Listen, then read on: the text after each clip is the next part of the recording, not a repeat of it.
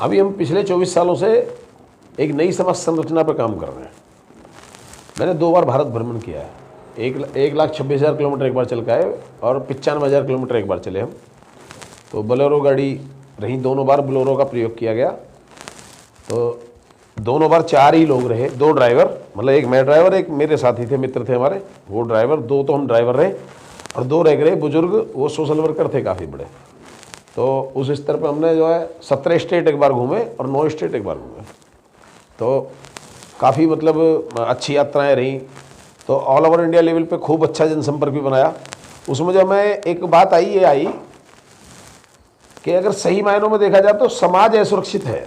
मतलब एक मैं उस समाज की बात कर रहा हूँ, मैं किसी जाट समाज की, ब्राह्मण समाज की या हिंदू समाज की, मुस्लिम समाज की, सिख समाज की, ईसाई समाज की, इनकी बात नहीं कर रहा मैं उस समाज की बात कर रहा हूँ जो मानव समाज है, सामाजिक समाज है, जो वास्तविक समाज है, जो इंसानियत का समाज है, मैं उसकी बात कर रहा हूँ।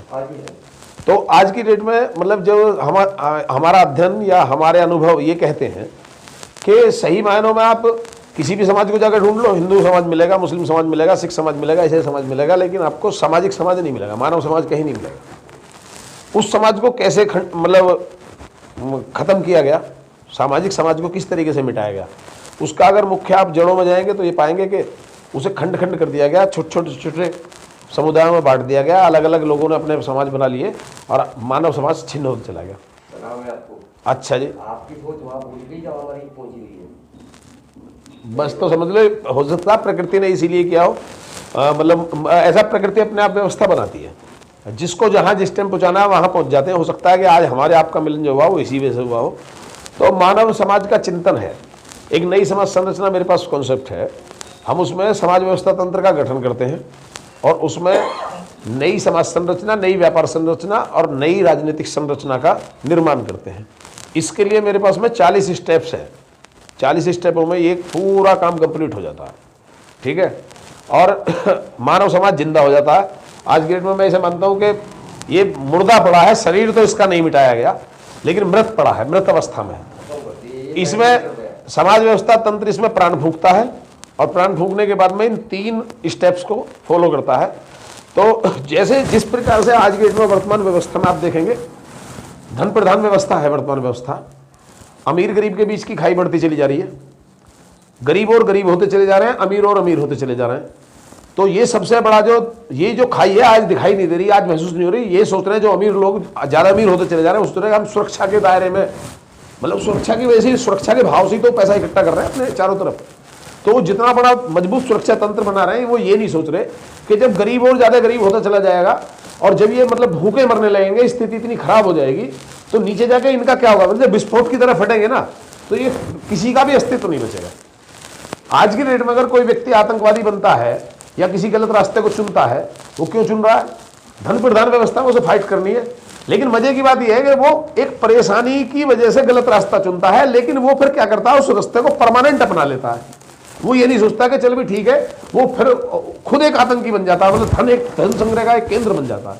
तो या तो व्यक्ति धन संग्रह का केंद्र बने हुए हैं, या तो व्यक्ति धन संग्रह का केंद्र है, या सरकार धन संग्रह का केंद्र होती है। तो हम जरा सी समस्याओं को लेकर या तो किसी व्यक्ति विशेष के पास जाएंगे और या फिर सरकार के पास जाएंगे। अच्छा, समाज है ही नहीं, कोई जावे कहाँ? तो मेरा जो सपना है वो ये है कि मैं लोगों को ऐसी व्यवस्था देना चाहता हूँ कि सपोज करो मेरे साथ, आपके साथ, इनके साथ, किसी के भी साथ, मतलब एनीवन, किसी के भी साथ कोई अत्याचार हुआ, अन्याय हुआ, कोई गलत बात हुई, तो आज की डेट में हमारे पास क्या केंद्र है? कहाँ जाएंगे हम गलत बात की शिकायत करने के लिए? केवल सरकार के पास। अच्छा, अब सरकार में मुझे रिपोर्ट करानी है, मतलब थाने में चला गया, मैं रिपोर्ट लिखवाता हूँ, उसमें जब तक 4 झूठी बात नहीं लिखवाऊंगा वो रिपोर्ट नहीं लिखी जावा, सही नहीं बनती, संवैधानिक स्तर पर उस पर कार्रवाई नहीं हो सकती। मैं जाकर सीधी बता दूं कि जी इन्होंने मुझे गाली गलौज करी, बदतमीजी करी, ऐसे ऐसे करके ऐसे कर रहे हैं, बोले नहीं बनती। अब तुम इसमें मारपीट जोड़ो भाई साहब, जब इन पे केस बनता है। ये तो कोई बात नहीं है, इसे तो अपने स्तर से निपटा लो, इसमें कोई ऐसा कोई केस ही नहीं बनता, धारा ही नहीं लगती। अच्छा जी, तो वो बात ये है कि अच्छा सरकार उसमें कहाँ तक हस्तक्षेप करे? मसला था समाज का, पहुंच गए हम सरकार के पास। मैं एक सामाजिक ऐसा मंच देना चाहता हूँ कि लोग मतलब समाज के पास भी कहीं जा सके, एक दरवाजा ऐसा देना चाहता हूं कि लोग उसे जाके खटखटा सके और जाके ये कह सके कि भी मेरी समस्या है, ये समस्या है, और ये कायदे में सरकारी समस्या नहीं है, संवैधानिक समस्या नहीं है, सामाजिक समस्या है, मेरा पारिवारिक विवाद है, समाज के स्तर पर निपटना चाहिए। तो एक दूसरा मंच में सरकार के पैरेलल एक दूसरा मंच देना चाहता हूं, हाँ, जनता दरबार कह दो, सामाजिक दरबार कह दो, उसे समाज व्यवस्था तंत्र कह दो, कुछ भी कह दो, मतलब एक सामाजिक व्यवस्था को इस तरीके से खड़ा करना चाहता हूँ। ऐसे सपनों के साथ मैं आज की डेट में जी रहा हूँ। तो इसमें मैं आपसे बस मैं अपनी बात को यहीं खत्म कर देता हूँ। व्यापार व्यवस्था है धन का केंद्र, मतलब जिस तरीके से सरकार और व्यक्ति मैंने बताए धन का केंद्र बने हुए, इसी प्रकार के समाज को मैं आहिस्ता आहिस्ता धन का केंद्र भी बनाना चाहता हूँ। वो मेरी व्यावसायिक व्यवस्था है। देखिए, व्यावसायिक व्यवस्था में एक चीज आपको बताना चाहूंगा, कोई भी जो धन उत्पादन होता है वो कहां से होता है? हमने मोबाइल फोन खरीदा, हमने ये डबल बेड खरीदा, हमने ये मंदिर खरीदा, हमने कुछ भी जो सामान दिखाई दे रहा है, फ्रिज खरीदा, वॉशिंग मशीन खरीदी, जो भी सामान दिखाई दे रहा है, ये कुर्सियां खरीदी, कहां से खरीदी? बाजार से खरीदी। तो मुनाफा कहां छुपा हुआ है? इन सामानों के अंदर ही तो दिया उन्होंने। हमें किसी ने हमारी जेब तो नहीं काटी, ना हमें किसी ने लूटा, ना हमारी कनपट्टी पर रिवॉल्वर लगी कि बेटे हमें पैसे दो। हम जब वहां खुद अपनी मर्जी से सामान खरीदने के लिए गए तो उसमें उस सामान के अंदर उसने छुपा हुआ मुनाफा निकाल लिया। तो मुनाफा कहां होता है? वो होता है सामान के अंदर। जो हमारी दैनिक उपयोग की वस्तु है, वस्तुओं के अंदर मुनाफा छुपा हुआ है। अच्छा, सबसे बड़ा उपभोक्ता कौन है भाई? दैनिक उपयोग की जो वस्तु है वो सबसे ज्यादा कौन यूज कर रहा है? वो कर रहा है समाज। लेकिन पैसा किसके हाथ में जा रहा? पैसा जा रहा है व्यवसायियों के हाथ में, मैन्युफैक्चरर के हाथ में, विक्रेताओं के हाथ में। बीच की जो कड़ी है, 10 चैनल जुड़े हुए, उन 10 चैनल के पास जा रहा पैसा। मतलब समाज सबसे बड़ा उपभोक्ता है। समाज उपभोग कर रहा है वस्तुओं का, लेकिन मुनाफा किसी और के पास जा रहा है।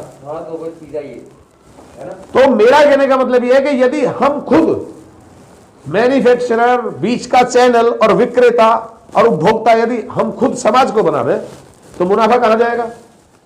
केंद्र बदल जाएगा। सिर्फ जो आज के डेट में व्यवसायियों के पास में, बड़े बड़े उद्योगपतियों के पास में, बड़े बड़े धनपतियों के पास जो उसका केंद्र बना हुआ पैसे का, वो केंद्र बदल के और दूसरी जगह बन गया, समाज बन गया। तो समाज अपने आप संपन्न होते चला जाएगा। और समाज जितना संपन्न होगा उतने ही लोग कुछ इसे लूटने के लिए और कुछ इसे बचाने के लिए। मतलब मैं तो लगा समाज के पास में इसलिए कि इसमें से कुछ लूटूंगा। अब आपको पता है कि मेरी नीयत खराब है, बोले ये लूट लेगा, आप मुझसे मुकाबला करने के लिए एकदम तुरंत वहां जाके खड़े हो गए समाज की सुरक्षा के लिए। तो कोई समाज की सुरक्षा के लिए आएगा, कोई समाज में लूट के लिए आएगा, लेकिन समाज एकजुट होकर चलेगा। ऐसी मेरी परिकल्पना है।